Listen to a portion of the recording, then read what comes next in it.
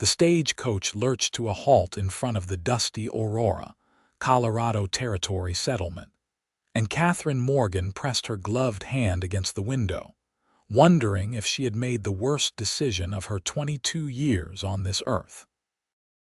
The letter had been clear, typed on formal paper with elegant script at the bottom. Harrison Adams was seeking a housekeeper for his ranch, room and board included, wages to be discussed upon arrival. Katherine had responded immediately from her aunt's cramped Boston apartment, where she had been living since her parents died of typhoid fever 18 months prior. The year was 1876, and opportunities for unmarried women of modest means were scarce.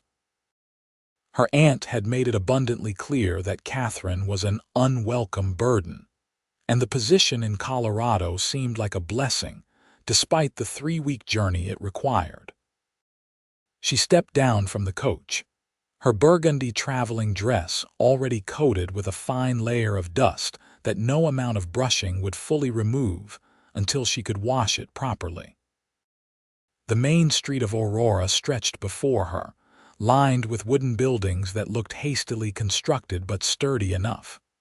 A general store, a saloon, a hotel, and what appeared to be a church at the far end. Mountains rose in the distance, their peaks still capped with snow even though it was late May. "Miss Morgan," Katherine turned to find a weathered man with kind eyes and a silver-streaked beard approaching. He removed his hat, revealing thinning gray hair. "Yes, I am Katherine Morgan." "Are you Mr. Adams?" "No, miss. Name is Walter Price. I manage the livery here in town. Harrison asked me to collect you and bring you out to the ranch. It is about an hour ride from here. I've got a wagon ready." Katherine nodded, relief washing over her. At least someone had remembered she was coming. Walter retrieved her 2 small trunks from the stagecoach, refusing her offers of help. She climbed onto the wagon seat beside him, and they set off down the main street and out onto a dirt road that wound through rolling grassland dotted with wildflowers. "Mr. Adams is a good man," Walter said after they had traveled in silence for several minutes. "Quiet, keeps to himself mostly. Lost his wife 3 years back to pneumonia. Been running that ranch alone ever since, and it has been showing. Place needs a woman's touch, if you do not mind me saying." "I am sorry for his loss," Katherine said softly. The letter had not mentioned a deceased wife. She wondered what else it had not mentioned. "He is young still, only 26. Works harder than any 3 men I know. The ranch does well enough with cattle, but the house has been neglected. I think he just buries himself in work to forget." Katherine absorbed this information, trying to picture the man she would be working for. The road curved, and suddenly a sprawling ranch came into view. The main house was larger than she had expected, 2 stories with a wide porch wrapping around the front. Several outbuildings dotted the property, including a large barn, a stable, and what looked like a bunkhouse. Cattle grazed in distant fields, and she could see several men on horseback working among them. The wagon pulled to a stop in front of the main house, and Katherine's stomach tightened with nervousness. This was really happening.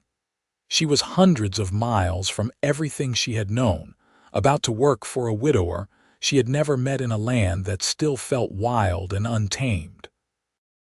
The front door opened, and a man stepped out onto the porch.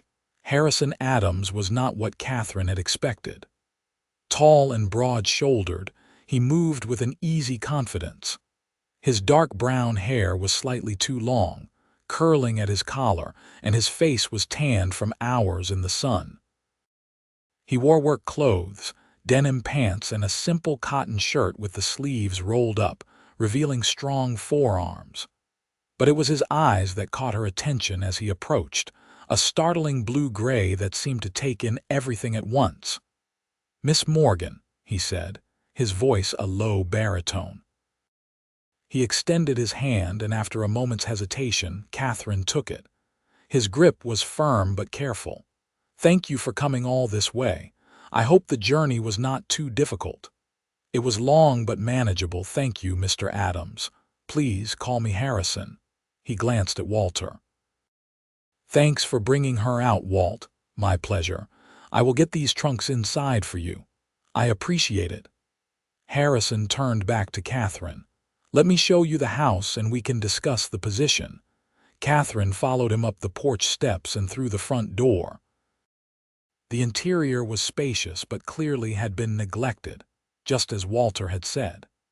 Dust covered most surfaces and cobwebs hung in the corners. The furniture was good quality but needed polish and care. Through a doorway, she could see a kitchen that looked functional but cluttered. "I know it is a mess," Harrison said, running a hand through his hair in what seemed like an unconscious gesture of embarrassment. "I have been focusing on the ranch operations and letting the house go. That is where you would come in. Cooking, cleaning, laundry, that sort of thing. The pay is $30 a month plus room and board. There is a bedroom upstairs that would be yours. I sleep in the master bedroom at the end of the hall, and there are 2 other rooms that are mostly empty." $30 a month was more than generous. Katherine had expected half that amount. "That sounds very fair, Mr. Adams."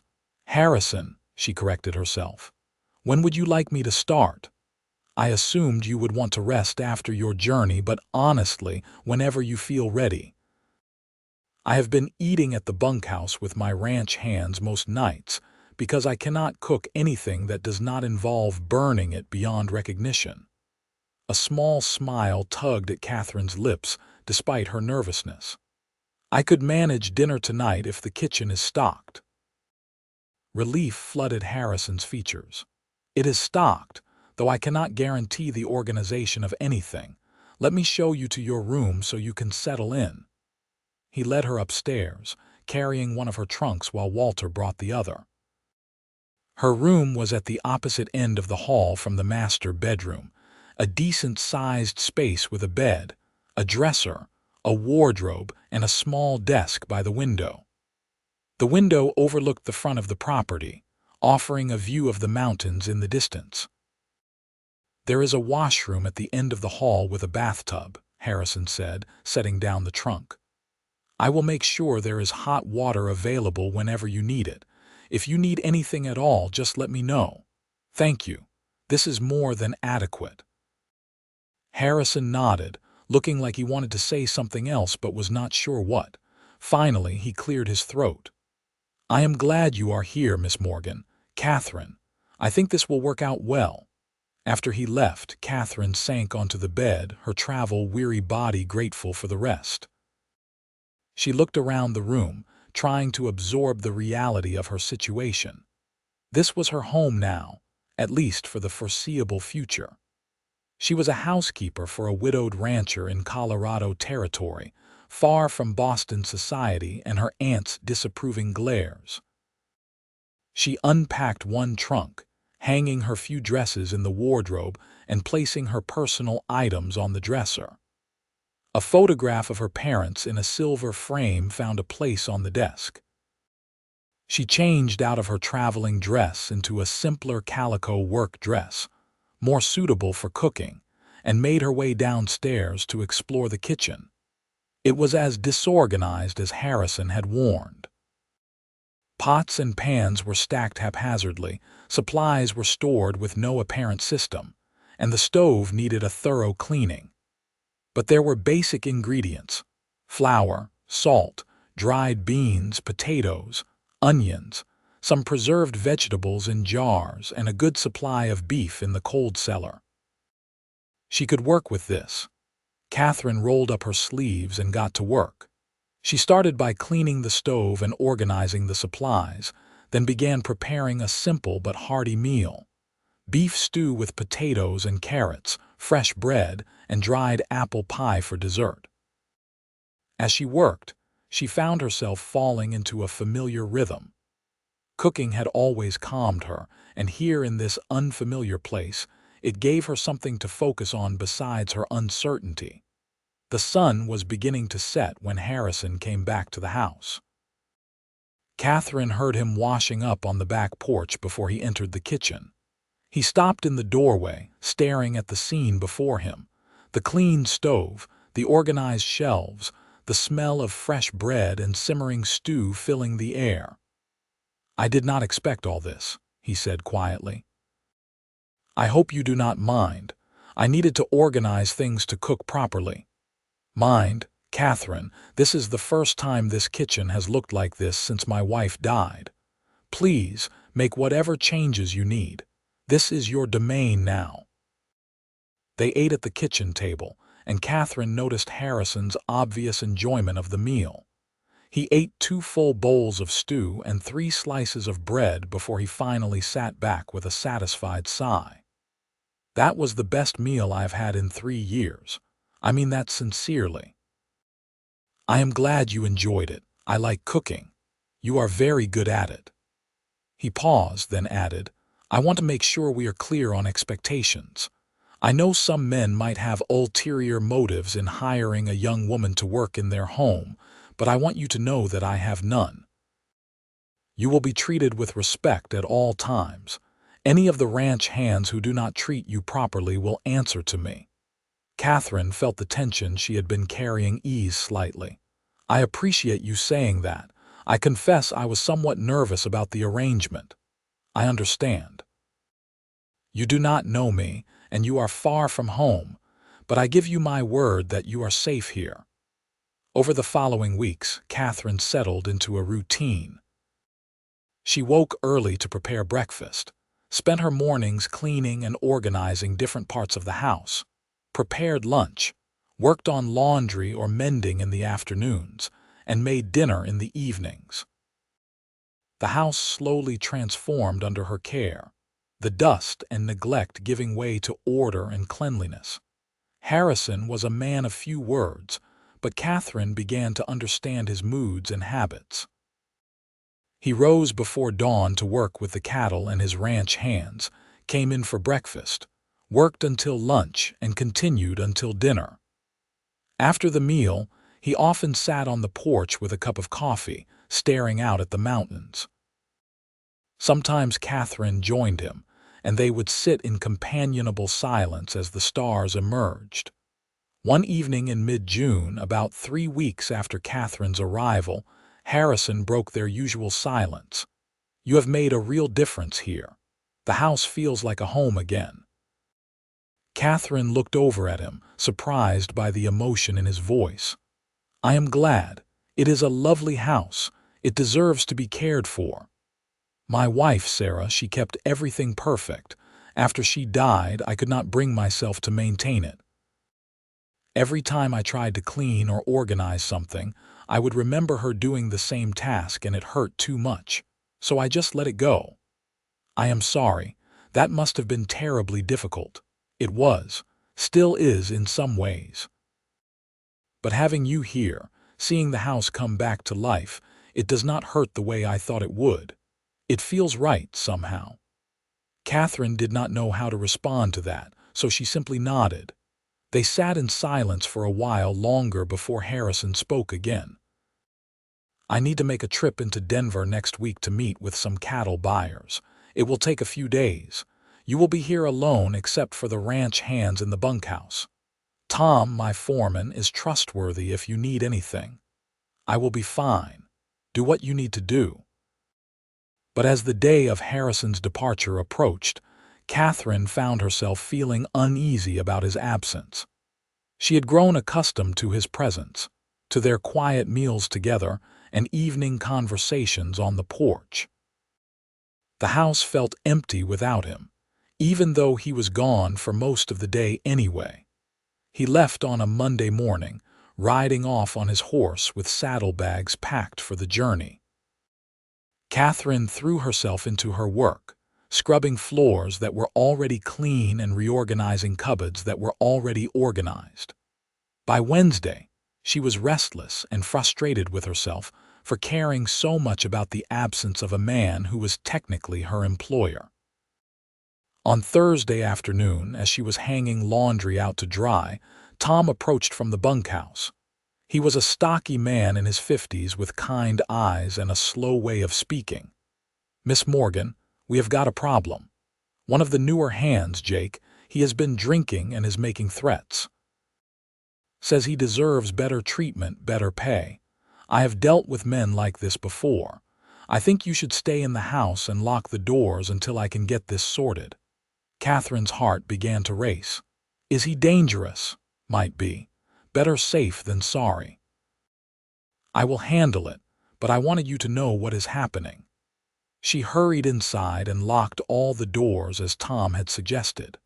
Through the window, she could see several ranch hands gathered near the bunkhouse, their voices raised in argument. She could not make out the words, but the tension was clear. An hour passed, and the argument seemed to be escalating rather than resolving. Katherine saw Tom trying to reason with a younger man who appeared drunk and aggressive. The other ranch hands were keeping their distance, clearly not wanting to get involved. Then she saw the younger man shove Tom, sending the older foreman stumbling backward. Without thinking, Katherine grabbed a heavy iron skillet from the kitchen and marched outside. "Stop this immediately," she called out, her voice carrying across the yard with surprising authority. All the men turned to look at her. The drunk hand, Jake, let out a harsh laugh. "Look at that. The boss's little housekeeper thinks she can give orders." "Mr. Adams left Tom in charge, and you will respect that or leave this property right now," Katherine said, gripping the skillet tightly and praying her voice would not shake. Jake took a step toward her, and Tom moved to intercept him. "Do not even think about it, son. You lay one hand on her and Harrison will kill you." "Harrison is not here," Jake sneered. "But I am." The new voice came from behind Katherine, and she turned to see Harrison dismounting from his horse, his face dark with anger. He must have returned early. "You have got 5 minutes to pack your things and get off my land, Jake. If I ever see you near this ranch or Miss Morgan again, you will regret it." Jake seemed to sober up instantly at the sight of Harrison. Without another word, he headed to the bunkhouse. Harrison turned to Tom. "Are you all right?" "Yes, sir. Miss Morgan here was about to defend my honor with a skillet, though." Harrison's gaze moved to Katherine, and something shifted in his expression. "Is that so?" Katherine felt her cheeks flush. "Tom told me to stay inside, but when I saw that man push him, I could not just stand by." "That was brave. Also foolish, but brave." Harrison's voice was gentle. "Let me make sure Jake leaves, then we should talk." He strode toward the bunkhouse, and Katherine retreated to the house, her hands shaking now that the confrontation was over. She set the skillet down and sank into a kitchen chair, trying to process what had just happened. 20 minutes later, Harrison entered the kitchen. He had sent Jake packing and was now looking at Katherine with an expression she could not quite read. "You could have been hurt," he said quietly. "So could Tom. I could not just hide inside while he was in danger." "No, I suppose you could not. That is not who you are." He pulled out a chair and sat across from her. "Katherine, I need to be honest with you about something. I did not hire you just because I needed a housekeeper." Her heart skipped. "What do you mean?" "I mean that I have been lying to myself about my intentions. When I placed that advertisement, I told myself I just needed help with the house. But the truth is, I have been lonely. I have been lost without Sarah, and this house has been a tomb. I thought having someone here would help, and it has, but not in the way I expected." "How then?" Katherine's voice was barely above a whisper. Harrison ran a hand through his hair, that familiar gesture of uncertainty. "I find myself looking forward to meals not because of the food, though it is excellent, but because I get to see you. I sit on that porch in the evenings hoping you will join me. When I was in Denver, all I could think about was getting back here, back to you. And when I saw you standing there with that skillet, ready to defend Tom, something in me just knew." "Knew what?" "That I am falling in love with you." The words hung in the air between them. Catherine's mind raced, her heart pounding so hard she was sure Harrison could hear it. She had been fighting her own feelings for weeks, telling herself that she was just his employee, that any attraction she felt was inappropriate and one-sided. "I know this is not what you signed up for," Harrison continued. "You came here expecting a job, a simple business arrangement, and if that is all you want, I will respect that. But I cannot keep pretending that I do not feel what I feel. Life is too short, Katherine. I learned that when I lost Sarah. I do not want to waste time or miss opportunities because I am afraid." Katherine took a shaky breath. "I have been telling myself that what I feel for you is just gratitude, or maybe loneliness in a new place. But when you left for Denver, the house felt empty in a way it never did before I met you. And when I saw you ride up today, my first thought was not relief about the situation with Jake. It was joy that you were home." Hope flickered in Harrison's eyes. "So what are you saying?" "I am saying that I am falling in love with you too, and it terrifies me." Harrison reached across the table and took her hand. His touch was warm and solid, anchoring her. "It terrifies me as well, but I would rather be terrified and honest than safe and alone." They sat like that for a long moment, hands clasped, the truth finally spoken between them. Then Harrison stood, gently pulling Katherine to her feet. "I want to court you properly," he said. "I want to take you to dances in town, have picnics by the river, all the things I should have done before declaring my feelings. Will you let me?" "Yes," Katherine said, and for the first time since arriving in Colorado, she felt like she was exactly where she was supposed to be. The courtship that followed was unlike anything Katherine had experienced in Boston. There were no fancy restaurants or theater performances, no carefully choreographed social events. Instead, Harrison taught her to ride horses, taking her on long rides through the ranch property and up into the mountains.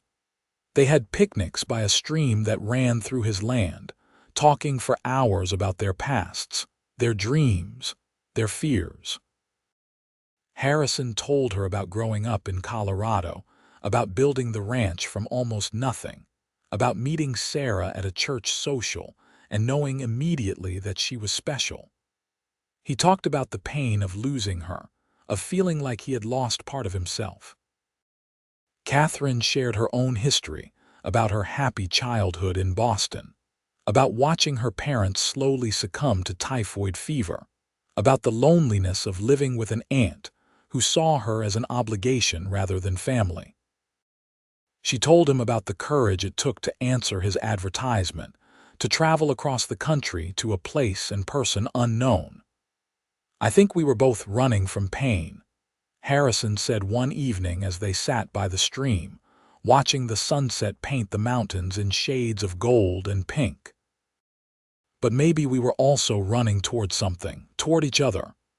I never thought of it that way, but perhaps you are right." He turned to her, cupping her face gently in his hands. "May I kiss you, Katherine?" "Yes," she breathed. His lips met hers softly at first, then with growing passion. Katherine felt like she was falling and flying at the same time, her whole body alive with sensation. When they finally pulled apart, both breathless, Harrison rested his forehead against hers. "I love you," he said. "I know we have not been courting long by traditional standards, but I know my own heart. I love you, Katherine Morgan." "I love you too, Harrison Adams." They rode back to the ranch as the stars emerged, and Katherine felt a peace she had not known since before her parents died. She had found a home, not just a place to live, but a person to belong to and who belonged to her.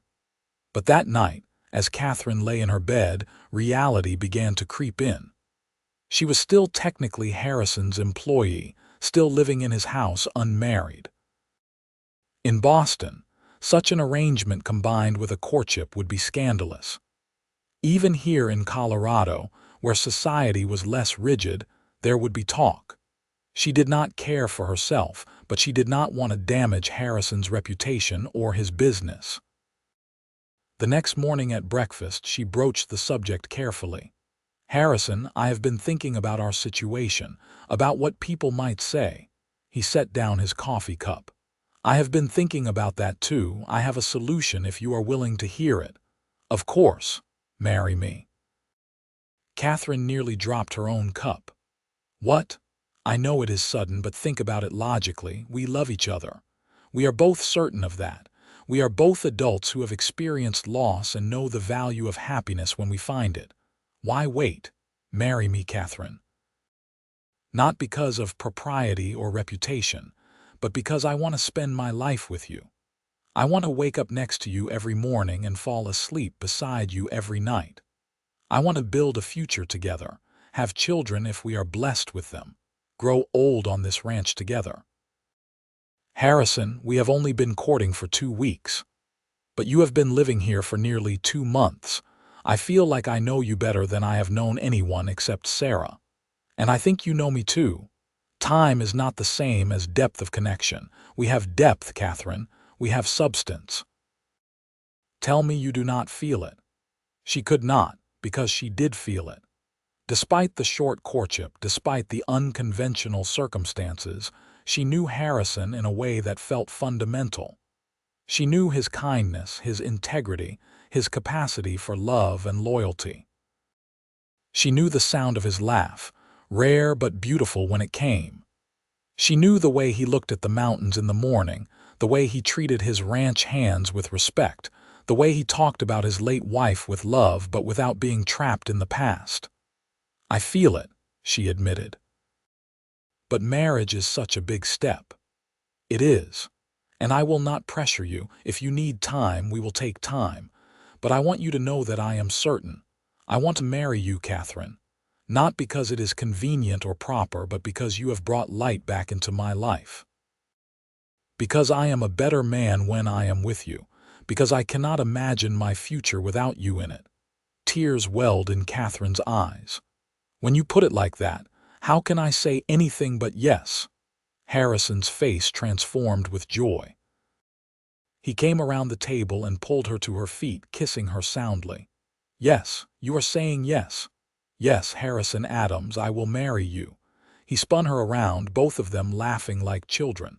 When he set her down, his expression turned serious again. "I want to do this right. I do not have a ring to offer you yet, but I will get one.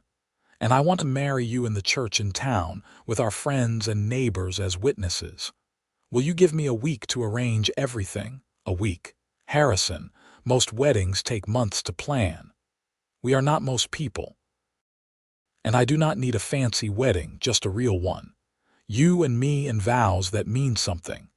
What do you say?" Katherine thought of her parents' wedding photograph, of the elaborate ceremony her aunt had described to her many times. None of that mattered now. What mattered was the man standing before her, offering her a life and a love she had thought she might never find. A week sounds perfect. The next 7 days were a whirlwind of activity. Harrison rode into Aurora to speak with Pastor Michael Hendricks about performing the ceremony. He also visited the general store, where he spent an hour selecting a ring, finally choosing a simple gold band with a small diamond that caught the light beautifully. Katherine, meanwhile, worked on altering her best dress, a pale blue silk that her mother had given her before she died. She had never worn it, saving it for a special occasion. Her wedding certainly qualified. Tom and the other ranch hands were shocked but pleased by the news. They immediately began planning ways to help, cleaning up the barn for a celebration after the ceremony, and organizing food and drink. Several of the men had wives or sweethearts in town who offered to help with preparations. On the day before the wedding, Harrison took Katherine into Aurora to meet with Pastor Hendricks and see the church.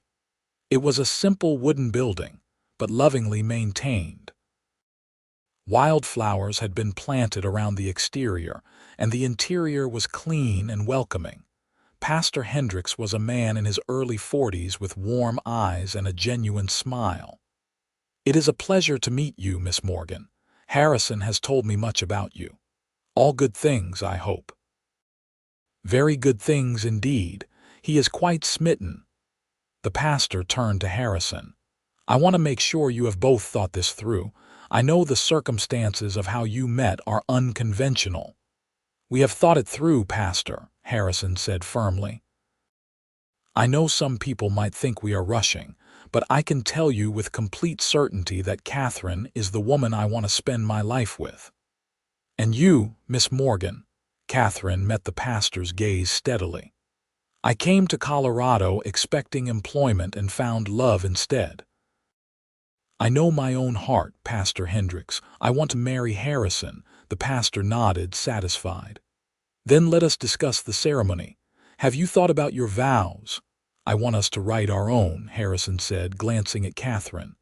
"If that is acceptable, I want to speak from the heart." "I think that is beautiful," Pastor Hendricks said. "The traditional vows are meaningful, but personal vows can be very powerful. Take tonight to think about what you want to say to each other. Tomorrow, you will stand before God and this community and make promises that will bind you together. Make sure they are promises you can keep." That evening, Katherine sat at her desk with paper and pen, trying to find the words to express what she felt. How could she capture in a few sentences the way Harrison had changed her life? The way he had taken a frightened, lonely woman and given her hope and love and a future she wrote and rewrote, finally settling on something that felt true. "Harrison, when I came to Colorado, I was running from pain and toward uncertainty. But I found you, and you gave me something I thought I had lost forever, a home. Not just a place to live, but a person to belong to. You have shown me kindness and respect and love. You have seen me, truly seen me, in a way no one else ever has. I promise to stand by your side through whatever life brings us. I promise to love you not just in the easy moments, but in the hard ones too. I promise to be your partner, your friend, and your wife, for as long as we both shall live." In his own room, Harrison was engaged in the same struggle. He had never been good with words, preferring action to speech.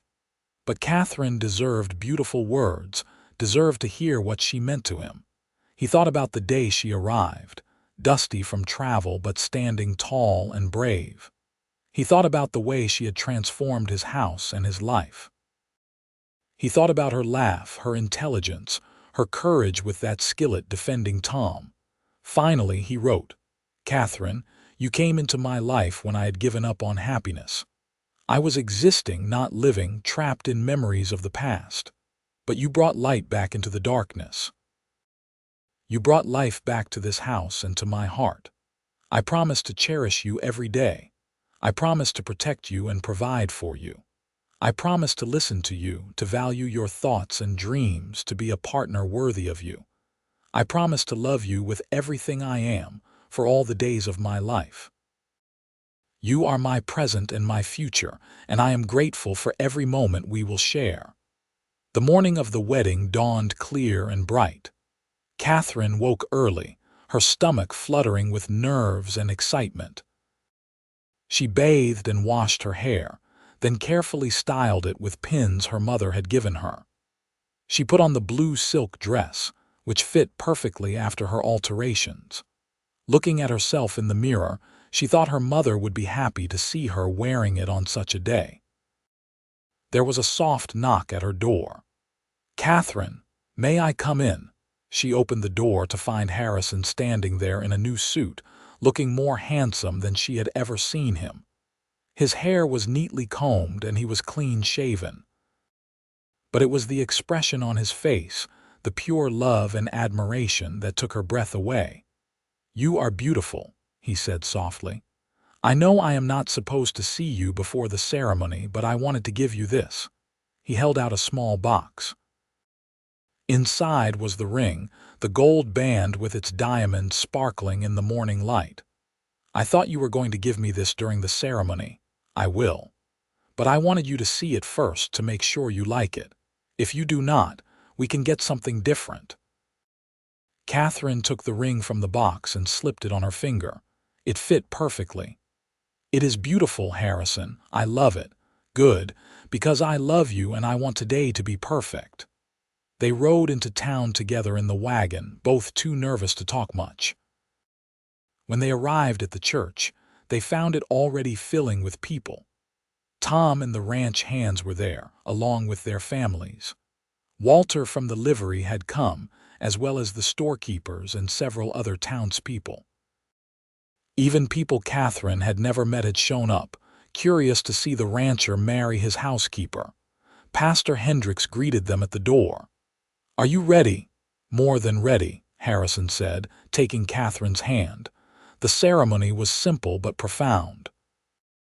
They stood before the altar, hands clasped, as Pastor Hendricks spoke about love and commitment and the sacred nature of marriage. Then it was time for their vows. Harrison went first, his voice steady despite the emotion Katherine could see in his eyes. "Katherine, you came into my life when I had given up on happiness. I was existing, not living, trapped in memories of the past. But you brought light back into the darkness. You brought life back to this house and to my heart. I promise to cherish you every day. I promise to protect you and provide for you. I promise to listen to you, to value your thoughts and dreams, to be a partner worthy of you. I promise to love you with everything I am, for all the days of my life. You are my present and my future, and I am grateful for every moment we will share." Katherine's eyes filled with tears, and she had to blink them back before she could speak her own vows. "Harrison, when I came to Colorado, I was running from pain and toward uncertainty. But I found you, and you gave me something I thought I had lost forever, a home. Not just a place to live, but a person to belong to. You have shown me kindness and respect and love. You have seen me, truly seen me, in a way no one else ever has. I promise to stand by your side through whatever life brings us. I promise to love you not just in the easy moments, but in the hard ones too. I promise to be your partner, your friend, and your wife, for as long as we both shall live." Harrison slipped the ring onto her finger, and Pastor Hendricks pronounced them husband and wife. When Harrison kissed her, the small church erupted in applause and cheers. The celebration at the ranch afterward was joyous and chaotic. Tables had been set up in the barn, laden with food that the townspeople had brought. There was music and dancing, and Katherine found herself passed from partner to partner, as every man at the party wanted to dance with the bride. But it was the dance with Harrison that she treasured most. As they swayed together to a slow waltz, he held her close and whispered, "Are you happy?" "I am more than happy. I am complete." "So am I. I love you, Katherine Adams." She smiled at the sound of her new name. "I love you too, husband." The party continued late into the evening, but finally, the last guests departed. Tom and the ranch hands tactfully made themselves scarce, and Katherine and Harrison were alone in the house that was now truly theirs together. Harrison carried Katherine over the threshold of the master bedroom, which Katherine had cleaned and prepared the day before with fresh linens and wildflowers in a vase by the window. He set her down gently, and they stood facing each other, suddenly shy despite all that had passed between them. "I want this to be perfect for you," Harrison said softly, reaching up to gently remove the pins from her hair. It fell in waves down her back, and he ran his fingers through it reverently. "You are so beautiful, Katherine, inside and out." "I am nervous," she admitted, "but I trust you. I will take care of you, always." They came together in an embrace that was both tender and passionate. Harrison was patient and gentle, taking his time, making sure Katherine was comfortable and ready for each new intimacy. When they finally came together completely, it was with a sense of rightness, of two souls joining as one. Afterward, they lay entwined in each other's arms, the moonlight streaming through the window casting silver shadows across the room. "Thank you," Katherine whispered. "For what?" "For being patient, for being gentle, for loving me." Harrison kissed her forehead. "Thank you for trusting me, for choosing me, for being here."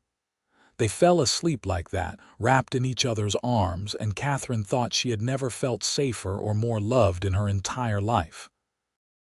The weeks and months that followed were a time of deep happiness for both of them.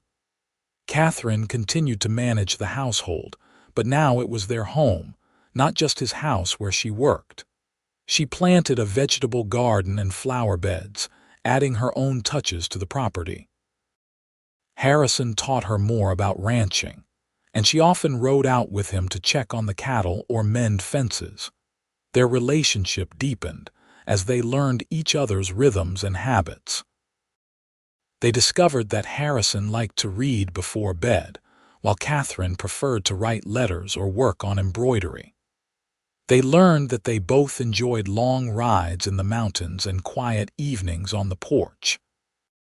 They learned how to fight fairly, how to communicate when something was bothering them, how to apologize and forgive.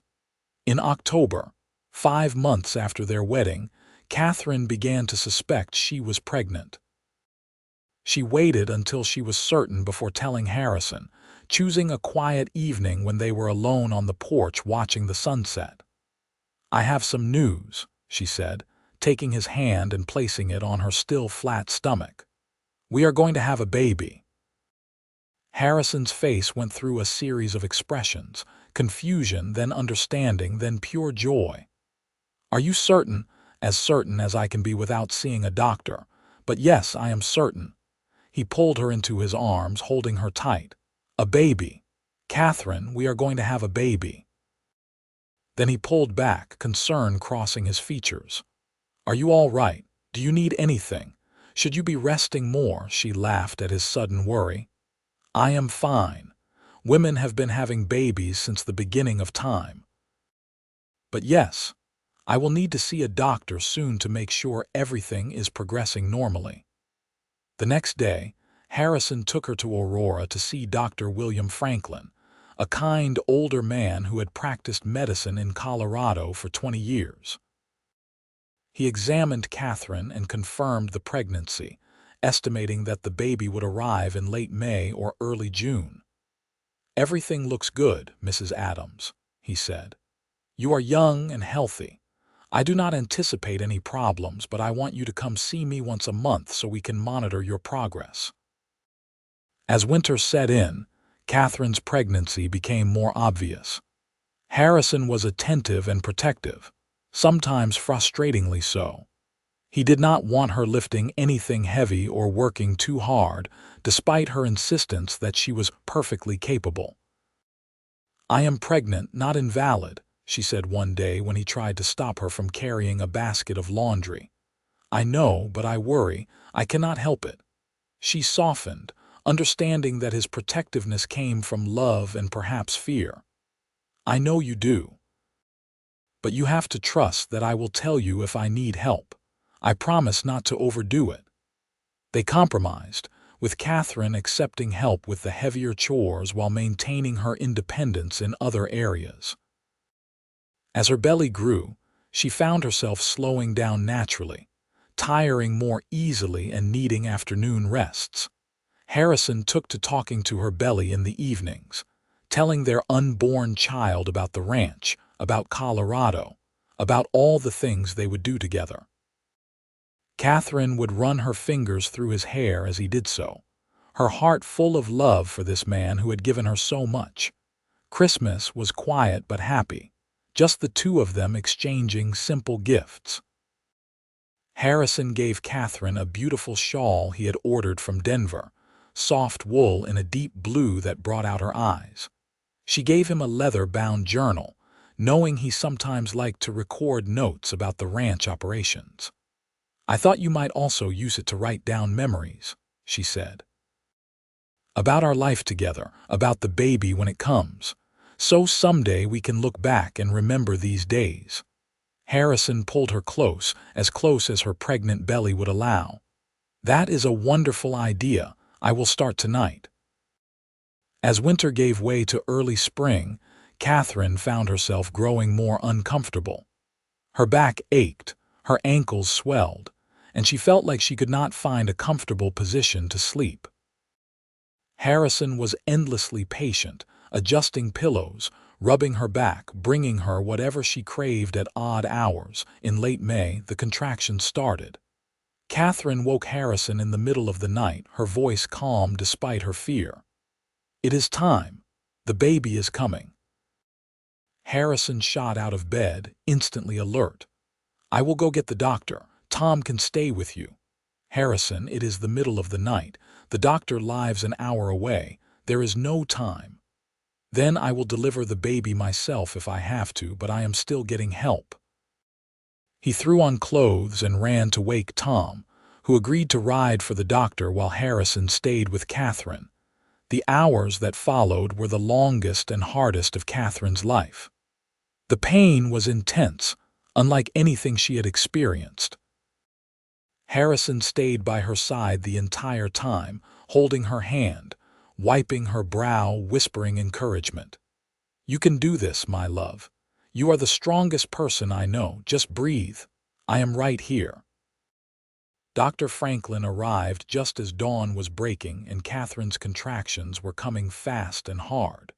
He quickly assessed the situation and nodded in approval. "You are doing very well, Mrs. Adams. This baby wants to meet its parents, just a little longer now." Katherine pushed when the doctor told her to, gripping Harrison's hand so hard she was afraid she might break it. And then, just as the sun fully rose over the mountains, their son came into the world with a loud, healthy cry. "It is a boy," Dr. Franklin announced, placing the squalling infant on Katherine's chest. "A beautiful, healthy boy." Katherine looked down at her son, at his tiny, perfect face and waving fists, and felt her heart expand in a way she had not known was possible. Harrison was crying openly, tears streaming down his face as he looked at his wife and child. "He is perfect," Harrison whispered. "Katherine, he is perfect. You are perfect. I love you so much." "I love you too." She looked up at him, exhausted but radiant. "What should we name him?" They had discussed names but never settled on one, wanting to see the baby first. Now, looking at their son, Harrison said, "What about Henry? Henry Adams." "Henry," Katherine repeated, testing the name. "Yes, that is perfect. Hello, Henry. Welcome to the world." Dr. Franklin stayed for a few hours to make sure both mother and baby were doing well, then left with instructions for care and feeding. Tom and several of the other ranch hands came by to offer congratulations and get a glimpse of the new arrival. Word spread quickly, and over the next few days, several people from town came by with gifts and well wishes. Katherine recovered quickly from the birth, her youth and general good health serving her well. Henry was an easy baby, sleeping well and feeding eagerly. Harrison was a devoted father, getting up with Katherine for night feedings, changing diapers without complaint, and spending hours just holding his son and marveling at the tiny life they had created. "I never imagined I could be this happy," he said one evening as they sat on the porch, Henry sleeping in Katherine's arms. "After Sarah died, I thought that part of my life was over, but you gave me hope again, Katherine. You gave me love and now this beautiful boy. You gave me a family." "We gave each other a family," Katherine corrected gently. "I was lost when I came here, Harrison. I had no one and nothing. You gave me a home and a purpose and love. We saved each other." As Henry grew from an infant to a toddler, the ranch continued to prosper. Harrison expanded his cattle operation, and Katherine's garden flourished. They fell into a comfortable routine of work and family time, balancing the demands of the ranch with the joys of watching their son grow and develop. Henry was a happy child, curious about everything. He followed Harrison around whenever possible, wanting to help with whatever his father was doing.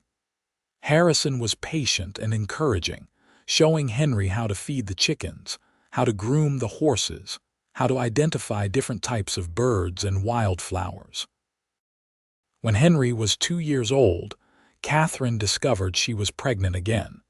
This time the news was less of a surprise, but no less joyful. Harrison had learned to be less overprotective, trusting Katherine to know her own limits. Their daughter, Margaret, was born in early spring, a tiny delicate baby with her mother's dark hair and her father's blue-gray eyes. Henry was fascinated by his baby sister, constantly wanting to touch her gently and bring her things he thought she might like.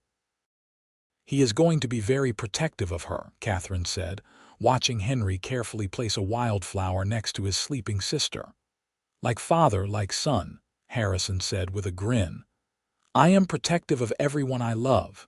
That you are." Life settled into a new rhythm with 2 children.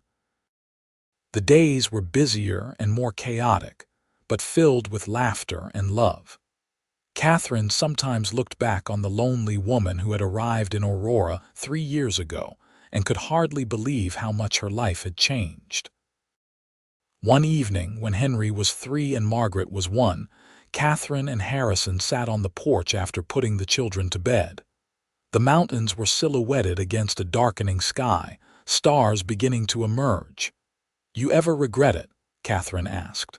"Marrying me so quickly, I mean. Changing your whole life." Harrison turned to her, surprise and concern in his expression. "Never, not for a single moment. Why would you ask that?" "I just think about how different things could have been. If you had advertised for a housekeeper who was older, or if you had taken more time to court me properly, or if I had been afraid to marry you so quickly. But none of those things happened. You answered my advertisement. We fell in love. We got married. And every choice we made led us here, to this life we have built together. I would not change a single thing, Katherine."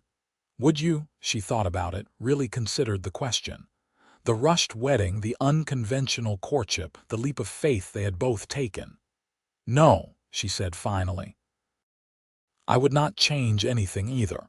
Because you are right. Every choice led us here, and here is exactly where I want to be." Harrison took her hand, bringing it to his lips and kissing it gently. "You came here expecting a contract, and I gave you a wedding ring and real vows. Best decision I ever made." "Second best," Katherine corrected with a smile. "The best decision was placing that advertisement in the first place." "True enough." They sat in comfortable silence for a while, listening to the night sounds of the ranch. The distant lowing of cattle, the chirp of crickets, the rustle of wind through the grass. Inside the house, their children slept safely.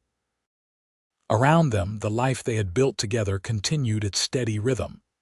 "Harrison," Katherine said after a while. "Yes, love, thank you. For everything. For loving me, for giving me this life, for our children and this home, for seeing me when I felt invisible to the world." He pulled her close, and she rested her head on his shoulder. "Thank you for taking a chance on a lonely widower in Colorado. Thank you for being brave enough to travel across the country to an unknown future. Thank you for loving me and our children. Thank you for being you." As the stars filled the sky above them, Katherine reflected on the journey that had brought her here. She had left Boston running from pain and toward hope, had traveled thousands of miles to a wild territory, had taken a job as a housekeeper and found a husband instead. She had been frightened and lonely and uncertain, and now she was none of those things. Now she was a wife, a mother, a partner in building a life and a legacy. She was loved and valued and cherished. She was home. The years continued to pass, each one bringing its own joys and challenges. There were hard winters when snow piled high and supplies ran low. There were summer droughts that tested the cattle and the crops. There were illnesses and injuries, both minor and serious, that had to be weathered. But through it all, Katherine and Harrison faced everything together. their bond growing stronger with each challenge overcome. Henry grew into a strong, capable boy who loved the ranch as much as his father did. He started helping with real chores as soon as he was able, proving himself responsible and hardworking. Margaret was more artistic, preferring to draw and paint the landscapes around them rather than work with the animals, and Harrison encouraged her creativity just as much as he encouraged Henry's practical skills. When Henry was 7 and Margaret was 5, Katherine gave birth to another son, whom they named James. And 2 years after that, a second daughter arrived, whom they named Sarah after Harrison's first wife. Katherine had suggested the name, wanting to honor the woman who had come before her, and Harrison had been moved to tears by the gesture. "You have such a generous heart," he told her that night, holding baby Sarah while Katherine rested. Not every woman would be comfortable naming her daughter after her husband's first wife. Sarah was important to you, part of making you who you are. And this Sarah is a new life, a new beginning, but honoring the past feels right. Their household was full and busy with 4 children, but Katherine managed it all with grace and efficiency. She had help from a young woman named Emma, who came from town 3 days a week to assist with laundry and cleaning. But Katherine still did most of the work herself, finding satisfaction in caring for her family and home. Harrison continued to expand the ranch, buying additional land and increasing the herd. He took on a business partner, a man named Robert Shaw, who had moved to Colorado from Kansas and had experience with large-scale cattle operations. The partnership proved beneficial, allowing the ranch to grow while giving Harrison more time to spend with his family. On their 10-year anniversary, Harrison surprised Katherine by taking her to Denver for a long weekend, leaving the children in Tom's capable care. It was their first extended time alone since Henry was born, and they treasured every moment. Harrison took her to a fine restaurant, to a theater performance, to shops where she could buy new dresses and books. But the best part was simply being together, talking without interruption, sleeping late in a hotel bed, walking hand in hand through the city streets. "I have been thinking about something," Harrison said on their last evening in Denver as they sat in the hotel restaurant. "I want to build you a proper house. A bigger one with more rooms for the children, a dedicated office for me, a proper kitchen for you. The house we have is good, but our family has outgrown it. Harrison, the house is fine. We do not need anything grander." "Maybe not need, but I want to give it to you anyway. You deserve a home that is designed for our life now, not the life I had before you came. Will you let me do this?" Katherine saw the determination in his eyes and knew there was no point in arguing. "All right, but I want to help design it. If we are building a new house, I want input on the layout and the features." "Absolutely. We will design it together." They spent the ride back to the ranch discussing ideas for the new house. By the time they arrived home, Katherine was genuinely excited about the project. The children mobbed them at the door, all talking at once about everything that had happened while they were gone. Construction on the new house began that fall and took nearly a year to complete. It was built on a slight rise about 200 yards from the original house, which would be converted to additional housing for ranch hands. The new house was larger and more modern, with a spacious kitchen, a dining room that could accommodate their growing family and guests, a parlor for entertaining, and 6 bedrooms upstairs. Katherine's favorite feature was the wraparound porch that offered views of the mountains in every direction. She and Harrison would spend countless evenings there over the years, watching their children play, talking about their day, simply being together. They moved into the new house just before Christmas, and Katherine spent weeks making it feel like home. She hung curtains she had sewn herself, arranged furniture, placed photographs and mementos in every room. The children were thrilled with the extra space, especially having their own bedrooms instead of sharing. On Christmas morning, with snow falling gently outside and the house warm with the smells of cinnamon and pine, Katherine looked around at her family gathered in the new parlor and felt overwhelming gratitude. Harrison caught her eye and smiled, understanding without words what she was feeling. The children grew and changed, each developing their own personality and interests. Henry, as expected, took to ranching naturally and started working alongside his father as soon as he was old enough. By the time he was 16, he was managing entire aspects of the operation and proving himself a natural leader. Margaret discovered a talent for teaching and announced at 14 that she wanted to become a school teacher. Harrison and Katherine fully supported this ambition, arranging for her to receive additional education from a tutor in Aurora, and planning for her to attend a teaching college in Denver when she was old enough. James was the quiet one, thoughtful and introspective. He loved books and learning, spending hours reading everything he could get his hands on. Katherine recognized in him a scholarly bent and encouraged it, even as Harrison worried that the boy might not be interested in the ranch. Not every child has to follow the same path, Katherine reminded him. We have Henry for the ranch. Let James be who he is meant to be. Young Sarah was a perfect blend of all of them, practical like Henry, creative like Margaret, thoughtful like James. She was also stubborn and determined, traits she had inherited from both her parents. Harrison joked that she would probably end up running everything someday, and Katherine suspected he might be right. As Katherine approached her 40th birthday, she sometimes looked back on the 22-year-old who had stepped off the stagecoach in Aurora 17 years earlier. That young woman had been brave but frightened, hopeful but uncertain, alone in the world and looking for a place to belong. Now she was the matriarch of a large family, a respected member of the community, a woman who had helped build a successful ranch and raise 4 children. She had known deep love and true partnership. She had lived through triumphs and challenges and had emerged stronger.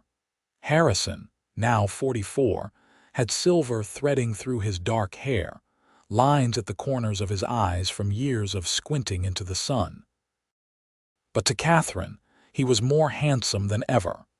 The years had been kind to him, giving him maturity and wisdom without dimming his essential vitality and strength. "What are you thinking about?" he asked one evening as they sat on the porch, watching the sunset paint the mountains in shades of orange and purple. "About how far we have come.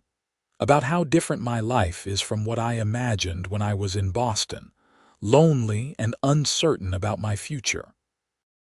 Are you happy with how things turned out?" Happy does not seem like a strong enough word. I am content. I am fulfilled. I am loved and I love in return. I have a family, a home, a purpose. What more could anyone ask for? Harrison reached for her hand, intertwining their fingers. "I feel the same way. Sometimes I think about that day you arrived, how nervous I was about meeting you, how afraid I was that hiring a housekeeper might just make me feel lonelier. And then I saw you step down from that stagecoach, and something in me knew you were going to change everything." Did you really know that immediately? Maybe not consciously, but looking back, yes. There was something about you, Katherine, something strong and brave and beautiful. I am so grateful you took a chance on me. We took a chance on each other.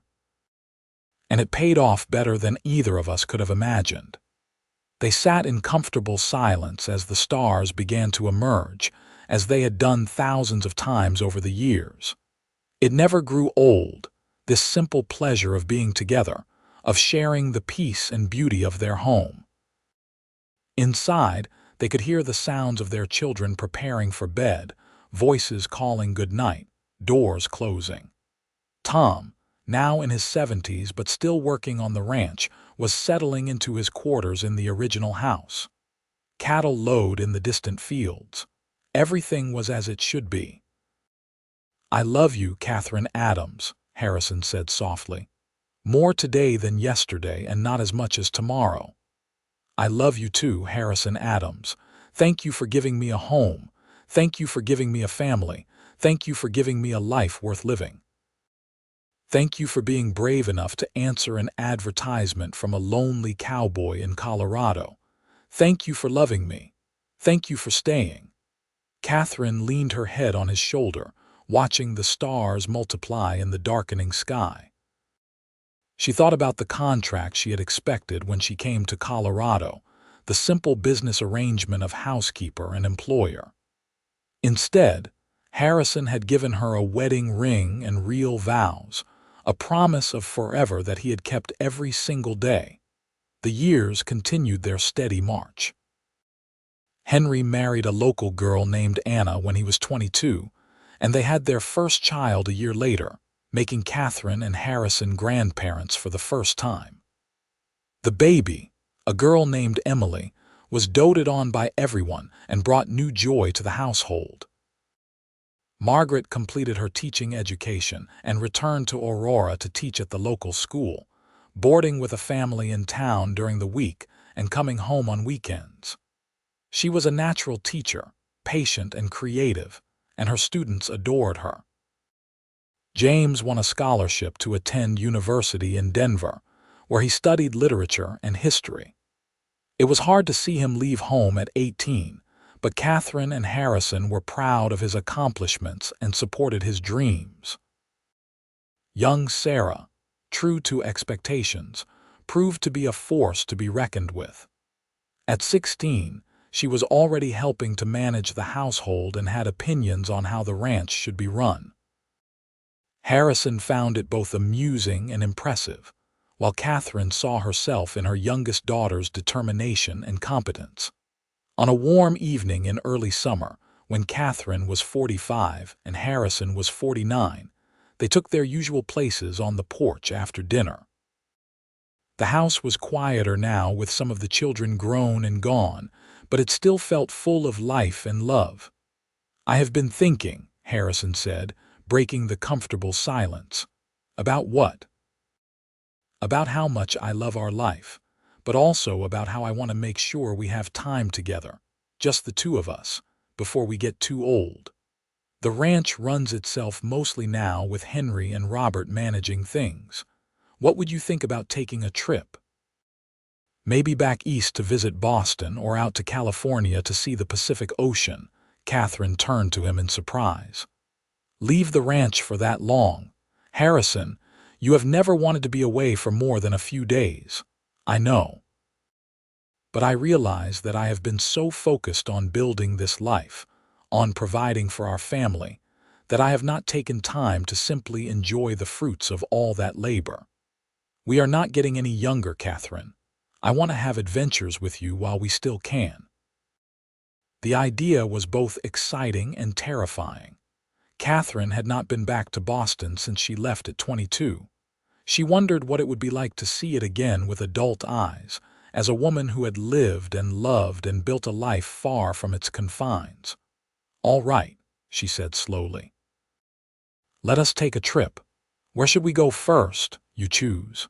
Anywhere you want."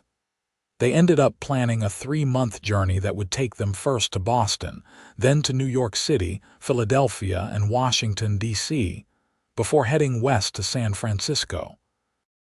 It was an ambitious itinerary, but they had the time and resources to do it properly. Leaving was harder than Katherine expected. Even though their children were grown or nearly so, even though the ranch was in capable hands, it felt strange to be going so far from home. But as the train pulled away from the station in Denver with them aboard, she felt a thrill of excitement. They were embarking on an adventure together, something they had not done since they were newlyweds. Boston was both familiar and foreign. The streets Katherine remembered from her youth were still there, but everything seemed smaller, more cramped than she remembered. The Boston Common was still beautiful, but it could not compare to the vast open spaces of Colorado. They visited her parents' graves, and Katherine wept as she told them about her life, about her husband and children, about the happiness she had found. In New York, they marveled at the tall buildings and the crowds, the noise and energy so different from Aurora's quiet pace. They saw theater performances and visited museums, ate at fancy restaurants and walked through Central Park. Philadelphia and Washington, D.C. offered history and culture, monuments and documents that spoke to the founding of the nation. Katherine found herself thinking about how young America still was, how the West was still being shaped and settled, how she and Harrison were part of that great story. But it was San Francisco that took her breath away. Standing on the shore, looking out at the Pacific Ocean stretching to the horizon, Katherine felt the full scope of the continent they had crossed. From Boston to San Francisco, from Atlantic to Pacific, the distance she had traveled was not just geographical but personal. "What are you thinking?" Harrison asked, standing beside her on the beach. "I am thinking about journeys, about how I traveled from Boston to Colorado expecting one life and found another, about how we have traveled together all these years, about how far we have come, not just in miles but in every way that matters." Harrison put his arm around her waist. "Do you miss it? The East, I mean, the culture and sophistication." "No," Katherine said honestly. "I appreciate seeing it again, but it is not home.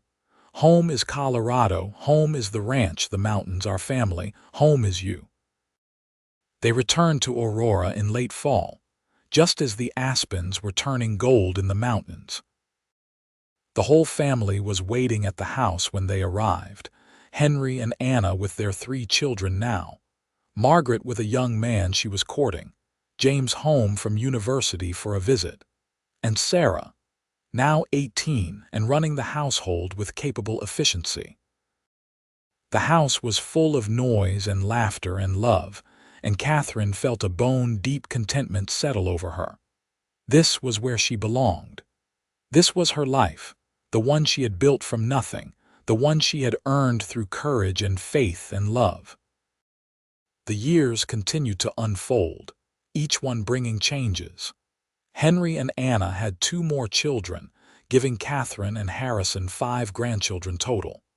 Margaret married her young man, a merchant from Aurora named Peter, and they had twins the following year.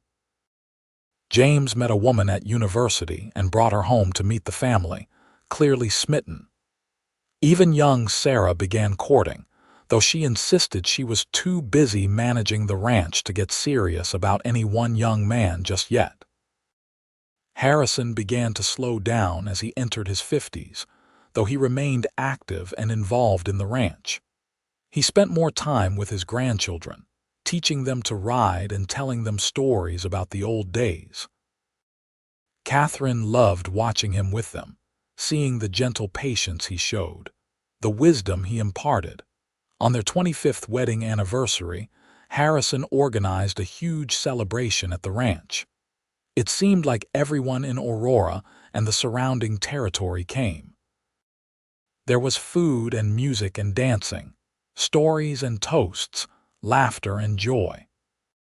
As Katherine looked around at the crowd, at her children and grandchildren, at friends and neighbors, at the ranch that had grown from Harrison's solitary operation into a thriving enterprise that employed dozens of people, she was overwhelmed by gratitude. Harrison found her standing at the edge of the gathering, looking thoughtful. "What is it, love?" "I am just thinking about how none of this would exist if I had not gotten on that stagecoach 25 years ago. If I had been too afraid to answer your advertisement, if I had not been brave enough to travel across the country, if I had not said yes when you proposed after 2 weeks of courtship. Do you regret any of it? Not for 1 second. Every choice I made led me here, to this moment, to this life. I would do it all again in a heartbeat." Harrison pulled her into his arms, not caring that they were in full view of everyone. I came to the realization years ago that you were the answer to a prayer I did not even know I was praying. I thought I was just hiring a housekeeper. But the universe, or God, or fate, or whatever you want to call it, had bigger plans. You arrived expecting a contract. I gave you a wedding ring and real vows. And you gave me everything. A second chance at love, at happiness, at life. You gave me a family and a future. You gave me yourself. That is the greatest gift anyone has ever given me. Katherine felt tears streaming down her face, but they were happy tears. You gave me all those things too. We saved each other, Harrison. We built this life together. They danced together as the sun set over the mountains, surrounded by the evidence of their love. Children and grandchildren, friends and community. A ranch that had flourished under their care. 25 years of marriage, of partnership, of facing life's challenges and celebrating its joys together. The years continued to pass, as years do. Harrison and Katherine entered their 60s, then their 70s, watching their children raise their own families, watching the ranch continue to grow and evolve under Henry's leadership. They became great-grandparents, a joy neither of them had expected to experience. The ranch had changed too. It was now one of the largest and most successful in the region, known for quality cattle and ethical business practices. Henry had modernized many of the operations, but he had kept the heart of what his parents built. Through it all, Katherine and Harrison remained each other's constant companion and greatest love. They still sat on the porch in the evenings when weather allowed, still held hands, still found ways to surprise and delight each other after decades of marriage. On a crisp autumn evening when Katherine was 72 and Harrison was 76, they sat in their usual spot, wrapped in blankets against the cooling air. Harrison's hair was white now, his face lined with years, but his eyes were still that same blue-gray that had captivated Katherine on the day they met. "You remember the day you arrived?" he asked, his voice softer now but still strong. "Every detail." "I was so nervous, so uncertain about what I was doing. I remember seeing you step onto the porch and thinking you were not what I expected." "What had you expected?" "Someone older, I suppose. Harder." "You were young and kind, and you looked at me like I was a person, not just a solution to a problem." "You were never just a solution.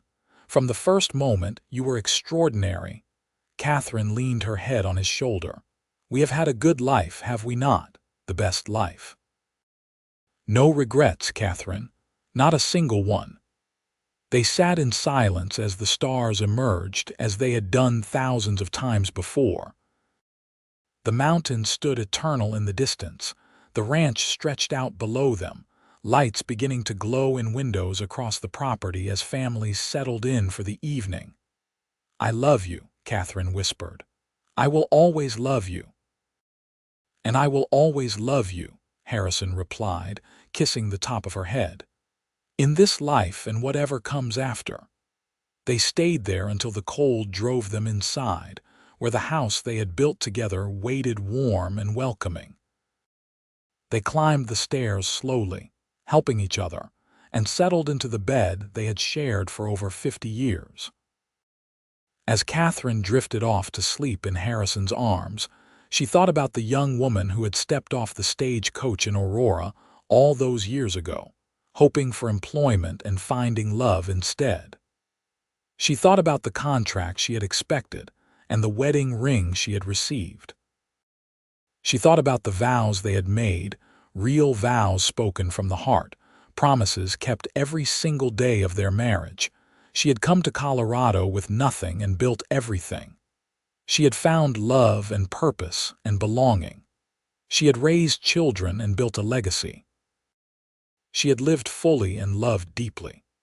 And as sleep claimed her, Katherine Morgan Adams smiled, content in the knowledge that she had lived a life worth living, had loved a man worth loving, and had been loved in return beyond measure. The story of the housekeeper who became a wife, of the contract that became a marriage, of two lonely people who found each other in the vast American West and built a life together, was a story of courage and faith and love that conquered all obstacles. It was a story that would be told for generations in the Addams family, passed down from grandparents to grandchildren, a testament to what is possible when two people dare to take a chance on love, to be brave enough to say yes to an uncertain future, to build a life together one day at a time. Katherine and Harrison Addams lived into their 80s, witnessing the new century dawn, seeing automobiles begin to replace horses, watching the world change while their love remained constant. And when they finally passed, within months of each other as such devoted couples often do, they left behind a legacy not just of land and cattle, but of love and family, and a life well lived together. Their story ended as it had begun, with two souls finding each other against all odds and choosing love. The contract Katherine had expected when she arrived in Aurora was forgotten, replaced by something far more valuable, a partnership of equals, a love that lasted a lifetime, and vows that were honored until death and beyond.